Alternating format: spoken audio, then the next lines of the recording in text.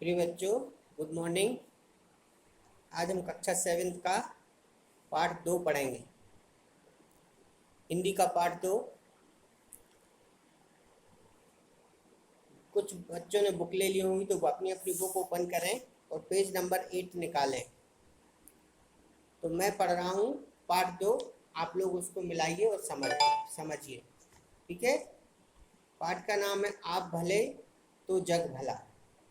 एक विशाल कांच के महल में ना जाने किधर से एक भटका हुआ कुत्ता घुस गया। हजारों कांच के टुकड़ों में अपनी शक्ल देखकर वह चौंका। उसने जिधर नजर डाली उधर ही हजारों कुत्ते दिखाई दिए। वह समझा कि ये सब उस पर टूट पड़ेंगे, उसे मार डालेंगे। उसकी शान दिखाने के लिए वह भौंकने लगा तो उसे सब कुत्ते भौंकते हुए दिखाई पड़े। उसकी आवाज की ही प्रतिध्वनि उसके कानों में जोर जोर से आती। उसका दिल धड़कने लगा। वह और जोर से भौंका। सब कुत्ते भी अधिक और अधिक जोर से भौंकते दिखाई दिए।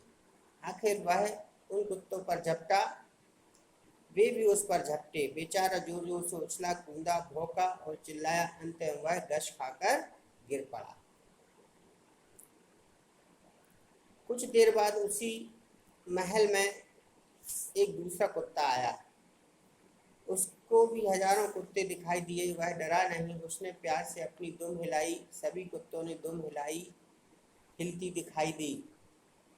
वह बहुत खुश हुआ और कुत्तों की ओर अपनी पूंछ हिलाता हुआ बढ़ा।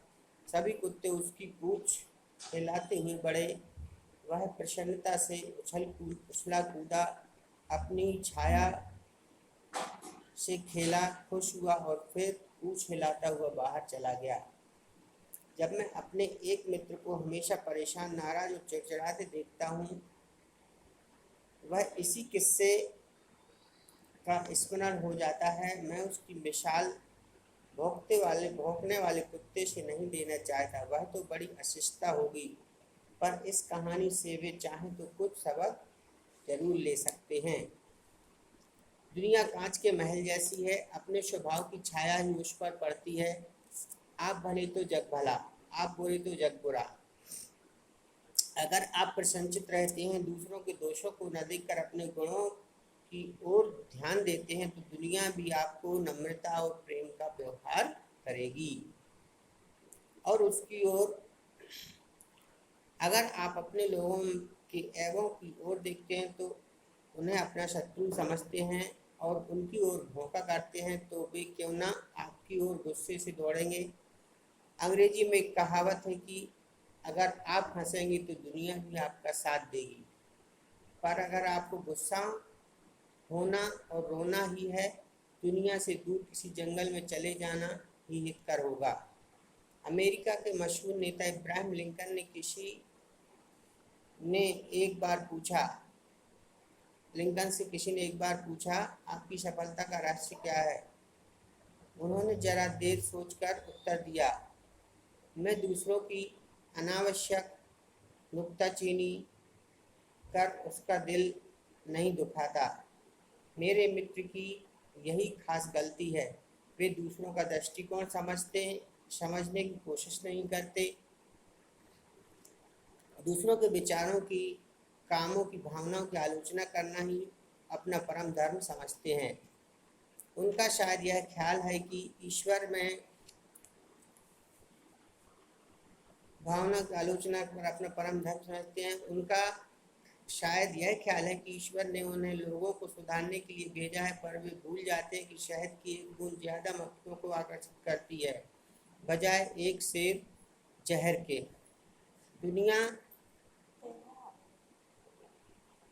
दुनिया में पूर्ण कौन है। प्रत्येक में कुछ न कुछ त्रुटियां रहती हैं। प्रत्येक व्यक्ति से गलतियां होती हैं, फिर एक दूसरे को सुधारने की कोशिश करना अनुचित ही समझा जाता है।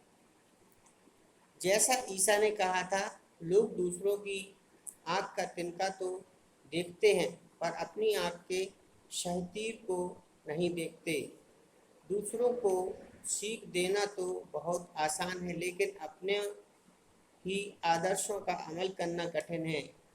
अगर हम अपने को ही सुधारने का प्रयत्न करें और दूसरों के अवगुणों पर टीका टिप्पणी करना बंद कर दें तो हमारे मित्र जैसा हाल ना होगा।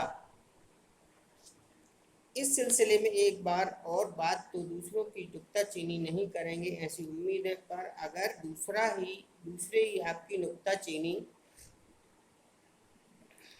करना ना छोड़े तो मेरे मित्र आपकी बुराई या आलोचना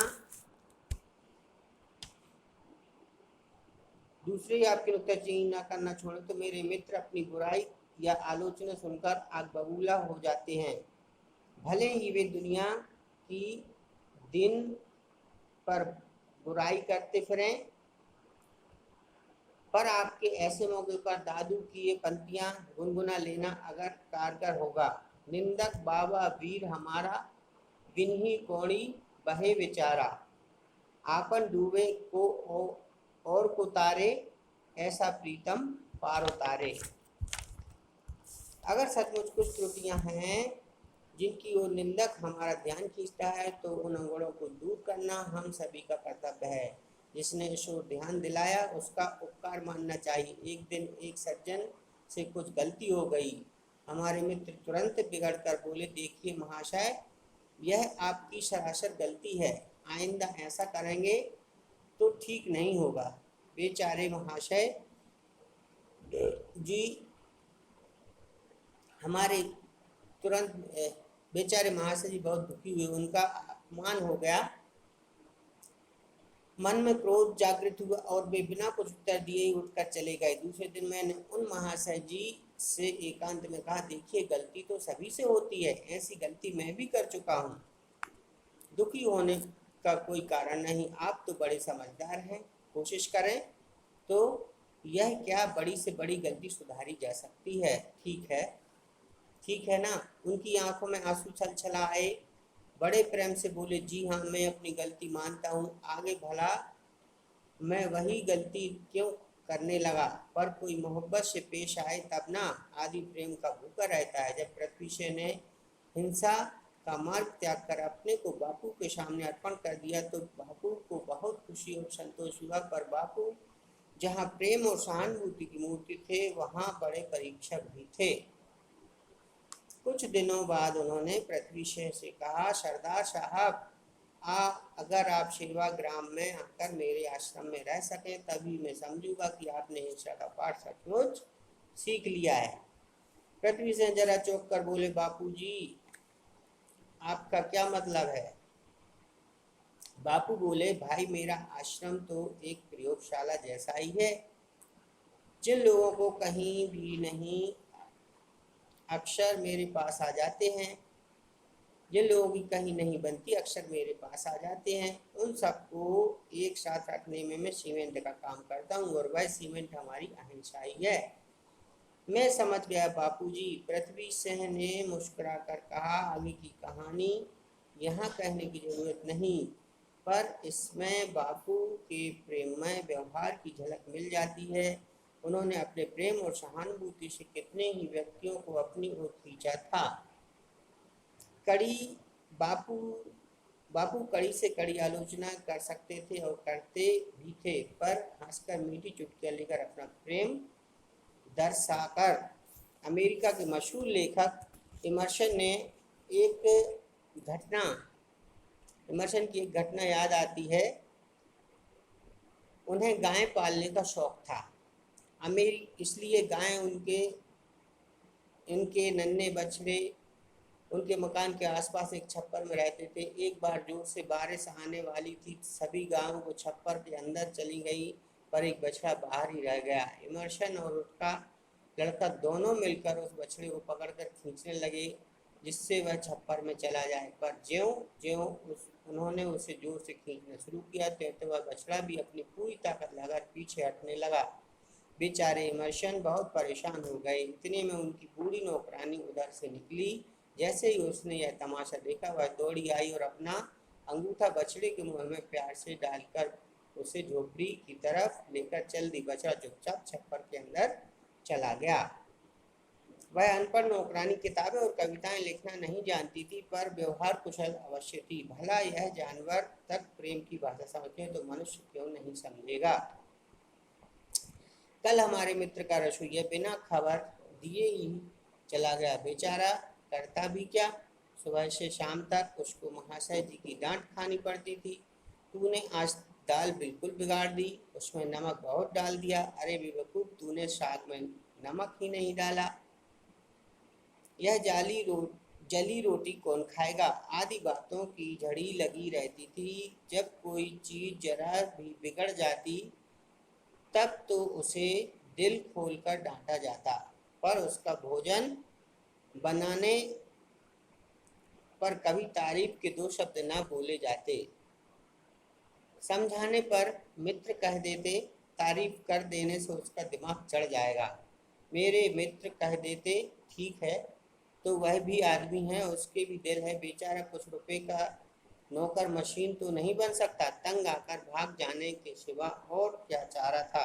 कहने का मतलब यह था कि उनकी किसी से नहीं बनती, ना मित्रों से, ना ऑफिस में के कर्मचारियों में, और ना घर के नौकरों से। उस पर भी मजा यह है कि वे अपनी जिंदगी और विचारों से पूरी तरह संतुष्ट हैं। वे मानते हैं कि उनका जीवन आचार और विचार आदर्श है। क्या कहते हैं? वे मानते हैं उनका जीवन आचार और विचार आदर्श है, दूसरे लोग उनका सम्मान नहीं करते, मूर्ख हैं।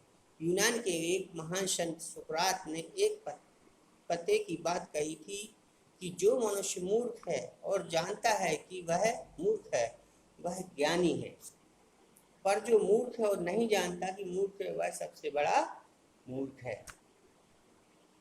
अच्छा हो सुकरात के इस विचार को मेरे मित्र अपने कमरे में लिखकर टांग लें, पर उनसे यह बात कहने का साहस कौन करे। तो ये एक कहानी थी जो मैंने आपको पढ़ाई। अब इसके देखिए, ये निबंध टाइप का ये, तो इस निबंध में उन्होंने कहा, देखिए वे कहा है कि मनुष्य को केवल अपने विचारों को ही महत्वपूर्ण नहीं समझना चाहिए। इसमें कहा गया है कि मनुष्य को अपने विचारों को ही महत्वपूर्ण नहीं समझना चाहिए, बल्कि दूसरों के विचारों को भी सुनना और समझना चाहिए। ये नहीं कि सिर्फ अपने ही अपना मत प्रकट करते जाएं, दूसरों की बात सुने ही नहीं, पर दूसरों की बात भी सुनना चाहिए, उसको समझना चाहिए और समझ के फिर बोलना चाहिए। इसका ये मतलब है। तो आज मैंने आपको ये सेकंड चैप्टर पढ़ा दिया। इसको आप लोग कल मैं व्हाट्सएप करूँगा इसके क्वेश्चन आंसर, इसको आपको ध्यान से लिखना है और मेरे पास भेजना है। ठीक।